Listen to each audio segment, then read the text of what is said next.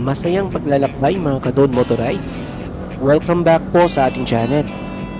Ito po ay part 2 ng ating long ride experience. From Baguio, bumiyahe po tayo ng 1.5 oras pupunta sa ating Benguet. Ito po yung second highest elevation point ng Philippine highway system natin. So samahan niyo po kami sa aming patuloy na paglalakbay. Sobrang sarap ng bumiyahe ng ganitong oras. Ramdam mo yung sobrang lamig ng klima ng Baguio. Kung gusaling nasa harap po natin, yan po ang Benguet Provincial Capital. Sobrang laki at kung nandyan ka ay overlooking din ng view. Hindi pa man tayo nakakalayo ay makikita na natin yung napakagandang tanawin. Isama mo na ang napakagandang daan pero maging alerto dahil may tumatawid gaya nito. Isa sa mga personal golden rules ko sa pagmamaneho ay ang pagiging focus at alerto sa daan. Dahil sa isang mali mo lang, buhay mo o buhay ng iba ang kapalit. Ma-share ko na lang din pala yung preparation natin sa long ride na to. 1 week prior, nag-PMS po tayo ng ating motor na si Raven. Nag-change oil, nag-gear oil at pinalinis na rin natin yung CVT. At of course, yung gulong po natin na nasa likod ay pinalitan na lang din natin ng bago para mas makapit sa daanan. Dahil sa swabe ng biyahe, ito, napapasigaw ako.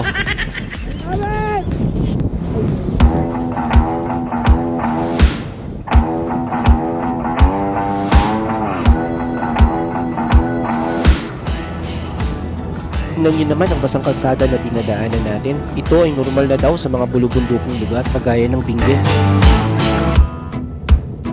Kaya ito ay isa sa mga challenges ng mga riders pag dumadaan dito. Kaya dobling ingat na lang mga Kadon Motorides.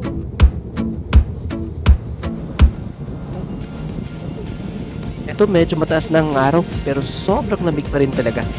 Nanunuot ang lamig sa ating mga katawan at sa ating mga daliri kahit na tayo may gloves, kahit doble na ang ating damit sa loob.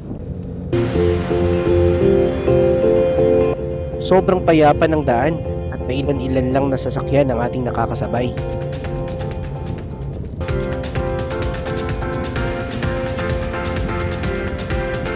Tingnan nyo naman yan mga Kadon Motorides. Dito pa lang makikita na natin ang napakagandang view. Kaway-kaway pa ako, akala mo may fans. Sobrang nakakapawi ng pagod, sarap tignan ng paligid. Ang ganda mo, kalikasan. Salamat Lord sa iyong creation. Sa totoo lang, ito talaga yung sobrang hinahanap ng mga riders katulad ko. Sinasabi ng iba, nakakapagod, nakakagastos yung pagra-rides nyo. Pero ang saya, excitement, at experience na naidudulot nito sa amin ay walang kapalit.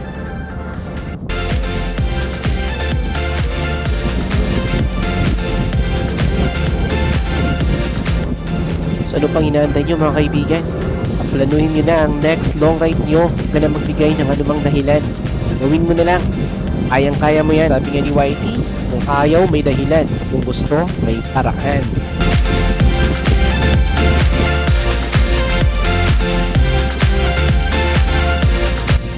Tuloy pa rin namin nilalakbay ang Halsema Highway patungo sa ating Benguet.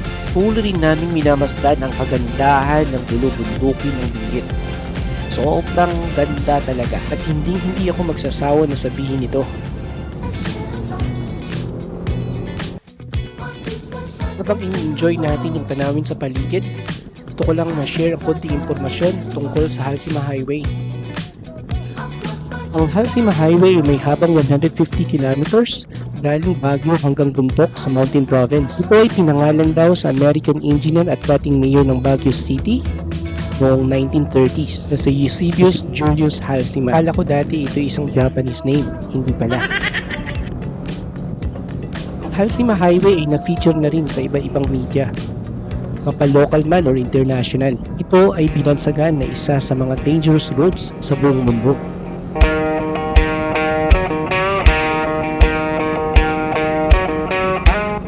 Sobrang ang delikado sa pagdaan dito lalo na sa panahon ng tagulan. Maliban sa basang daan, marami ring landslides ang nangyayari dito. Mga nahuhulog na bato galing sa bundok.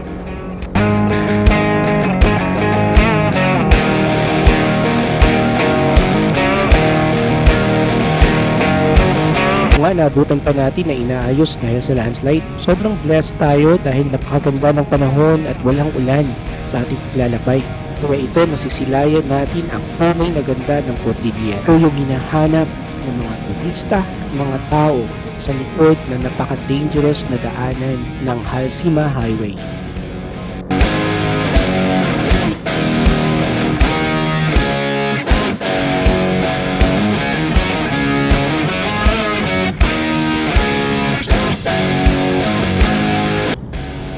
Na may tinuturo na tayo, tingin ko malapit na tayo sa the second highest elevation point ng Philippine Highway System, ang Atok.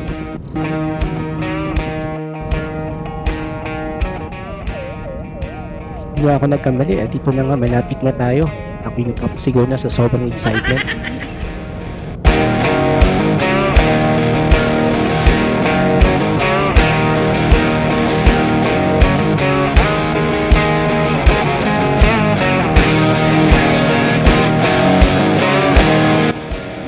Touchdown at 7 a.m. sa Atok Hingit. Salamat at tayo safe na nakarating. Ito, nagpa-picture na kagad kasama ng aming ka-copyright na si Benji and Sati. Let's go!